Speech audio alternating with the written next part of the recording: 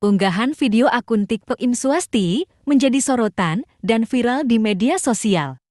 Dalam video yang dibagikan, akun tersebut membagikan momen penyanyi Bali Bagus Wirata disawer oleh penonton saat tampil di Tianyar Karangasem. Terlihat dalam video, Bagus Wirata tengah menyanyikan lagu miliknya yang berjudul Batur Kintamani.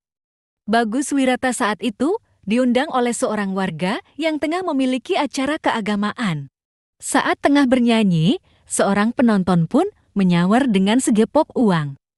Namun yang menarik, bukan uang rupiah, namun penonton itu menyawar dengan segepok dolar.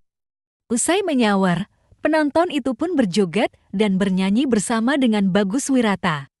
Sontak saja video tersebut mendapat beragam tanggapan dari warganet di media sosial. Bagus Wirata merupakan penyanyi Bali yang saat ini tengah naik daun. Mengusung genre koplo, membuat lagu-lagu Bagus Wirata begitu mudah diterima oleh masyarakat. Selain itu, lagu-lagu Bagus Wirata juga selalu menjadi trending.